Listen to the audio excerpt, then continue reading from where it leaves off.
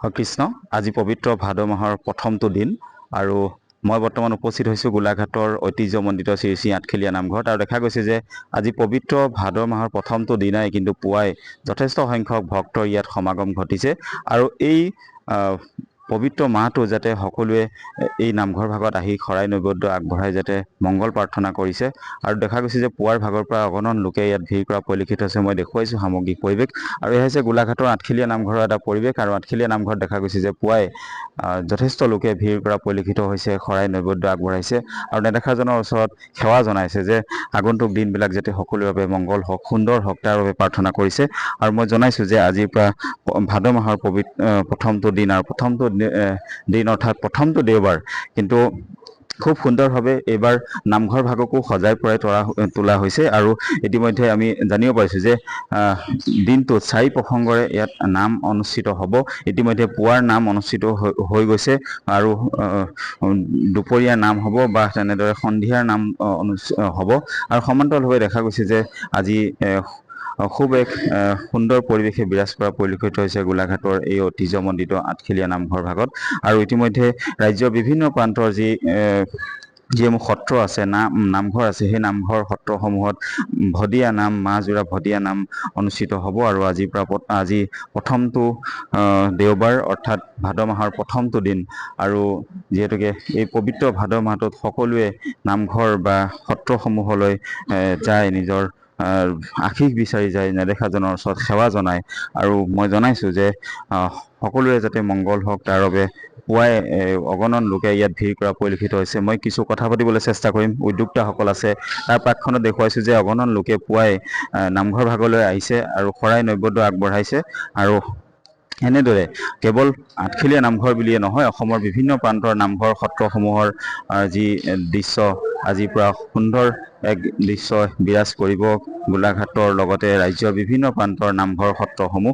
মই কিছু কথা পাতিবলৈ চেষ্টা কৰিম, মই বাহিৰলৈ ওলাই যাবলৈ চেষ্টা কৰিম। মই কেমেৰা পাৰ্চনক অনুৰোধ জনাইছোঁ যে বাহিৰৰ কিছু পৰিৱেশ যদি সম্ভৱ হয় দেখুৱাব আৰু সমান্তৰালভাৱে মই জনাই আহিছোঁ যে আজি পুৱাৰ ভাগৰ পৰা অগণন লোকে ভিৰ কৰা পৰিলক্ষিত হৈছে আৰু ইতিমধ্যে ৰাজ্যৰ কেইবাগৰাকী মন্ত্ৰী ইয়ালৈ আহিব আৰু কিছু সময়ৰ পিছতে ৰাজ্যৰ কেইবাগৰাকী মন্ত্ৰী ইয়ালৈ আহিব আৰু তেওঁলোকে আশীষ গ্ৰহণ কৰিব আৰু মই উদ্যোক্তাসকল আছে, উদ্যোক্তাসকলৰ সৈতে কথা পাতিবলৈ চেষ্টা কৰিম। এই পবিত্ৰ ভাদ মাহটোক আদৰিবৰ বাবে ইতিমধ্যে আপোনালোকো সাজু হৈছে নামঘৰ পৰিচালনা সমিতিয়ে আৰু সুন্দৰভাৱে এইবাৰ নামঘৰ ভাগ সজাই পৰাই তোলা হৈছে।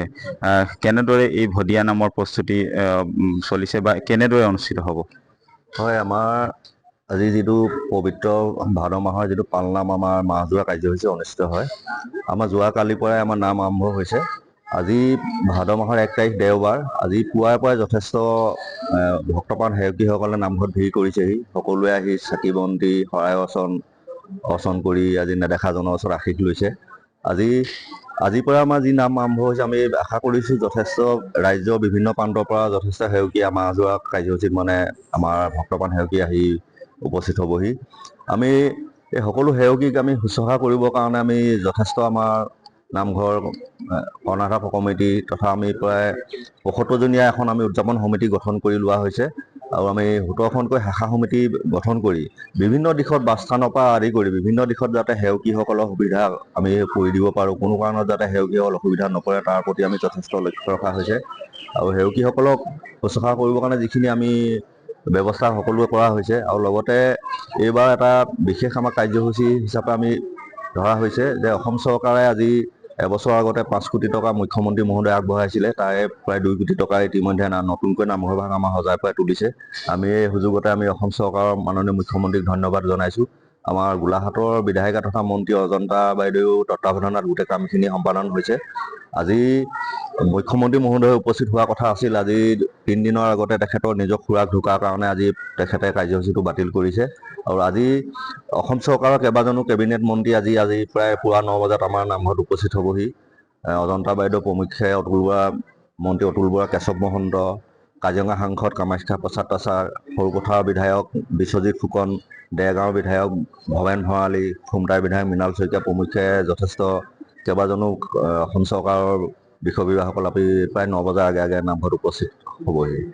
হয়, নিশ্চয়কৈ মই পুনৰ জনাইছোঁ যে খুব এক ভাল খবৰ যে অসম চৰকাৰৰ তৰফৰ পৰা ইতিমধ্যে 5 কোটি টকা এই নামঘৰ ভাগৰ অনুদানৰ বাবে আগবঢ়াইছিল আৰু ইতিমধ্যে নামঘৰ ভাগক সুন্দৰভাৱে সজাই পৰাই তোলা হৈছিল আৰু আজি মুখ্যমন্ত্ৰী অহাৰ কথা আছিল, কিন্তু বিশেষ অসুবিধাৰ কাৰণে মুখ্যমন্ত্ৰী ইয়ালৈ আহিব পৰা নগ'ল আৰু যাৰ বাবে অসমৰ কেইবাগৰাকীও কেবিনেট পৰ্যায়ৰ মন্ত্ৰী ইয়ালৈ আহিব কিছু সময়ৰ পিছতে। আৰু মই পুনৰ জনাইছোঁ যে আজি ভাদ মাহৰ প্ৰথমটো দিন আৰু প্ৰথমটো দিনতে কিন্তু দেখা গৈছে যে পুৱাই অগণন লোকে ভিৰ কৰা পৰিলক্ষিত হৈছে আৰু শৰাই নৈবেদ্য আগবঢ়াই নিজৰ মনোকামনা পূৰণৰ অৰ্থে নেদেখাজনৰ ওচৰত সেৱা আগবঢ়াইছে। মই গোলাঘাটৰ পৰা আহিছোঁ। আজি ভাদ মাহৰ প্ৰথম দিনা আঠখেলীয়া নামঘৰ আমি প্ৰতি বছৰে আহোঁ আৰু আজিও আহিছোঁ। বহুত ভাল লাগিছে, বিশেষকৈ ধন্যবাদ অজন্তা বাইদেউ, গতিকে বহুত ধুনীয়া কৰিলে নামঘৰ ভাগ, ভাল লাগিলে। শৰাই আগবঢ়ালোঁ হয়।